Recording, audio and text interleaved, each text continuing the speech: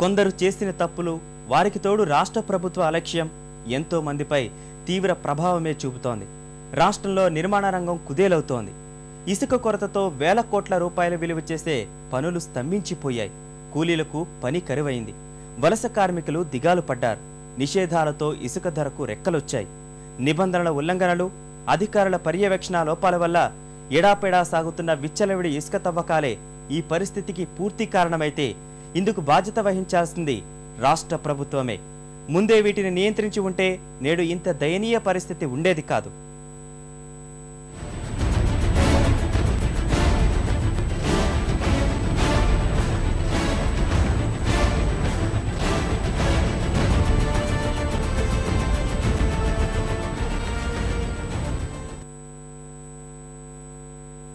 ఇసుక తవ్వకాల విషయంలో రాష్ట్ర ప్రభుత్వ వైఫల్యం నిర్మాణ రంగానికి శాపమైంది.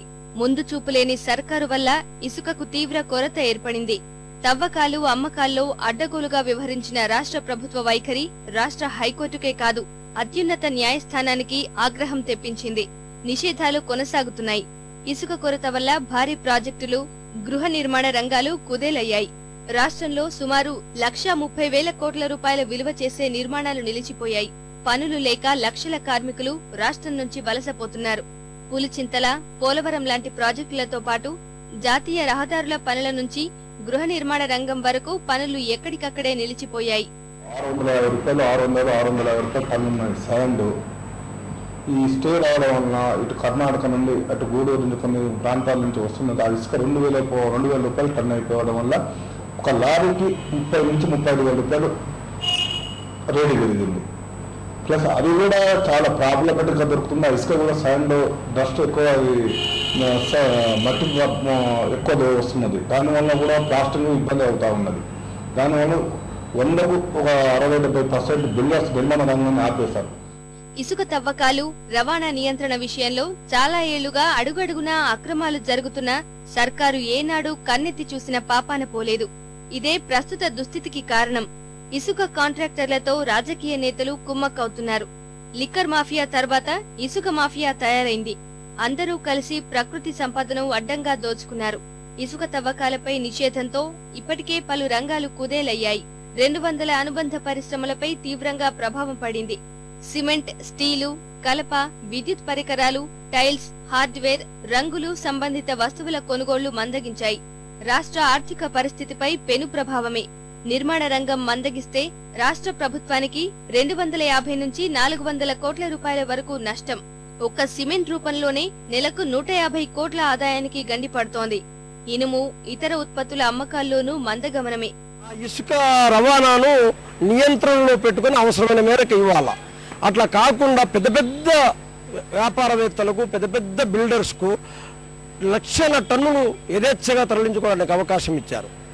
ఇప్పుడు సాధారణ ప్రజలు, పేదలు చిన్న ఇల్లు నిర్మించుకోవాలన్నా ఇసుక దొరకని పరిస్థితి. దీనివల్ల ఇసుక లేకపోవడమే కాకుండా ఆ ఇసుకను ఆధారంగా చేసుకుని బ్రతికేటువంటి నిర్మాణ కార్మికులు, రవాణా కార్మికులు దాదాపు 15 లక్షల మంది ఈ రాష్ట్రంలో ఉపాధి లేకుండా ఇబ్బంది పడుతున్నారు.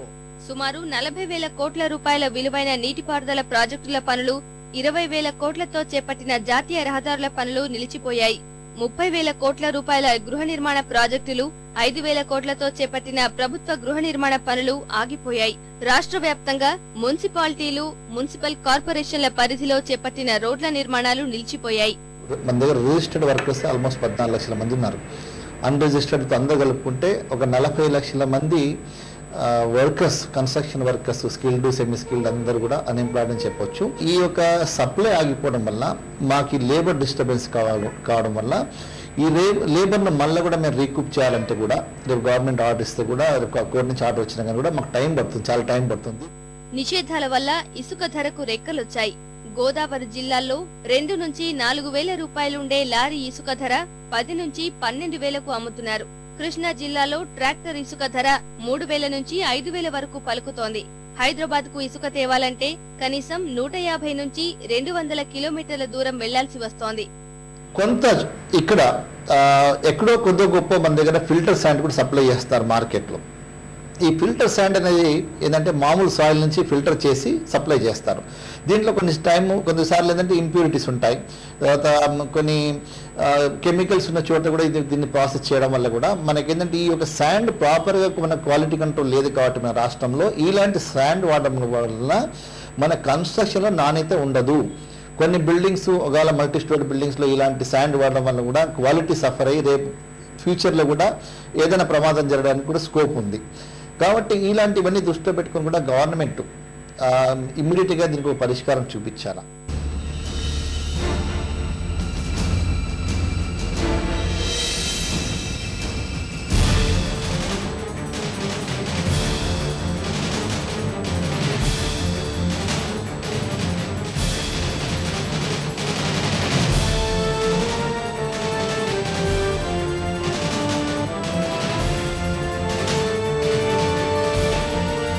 రోజువారీ కూలీలు, తాపీ మేస్త్రీలు, మైనర్ కాంట్రాక్టర్లు ఇలా ఎంతో మంది పనులు లేక అవస్థలు పడుతున్నారు.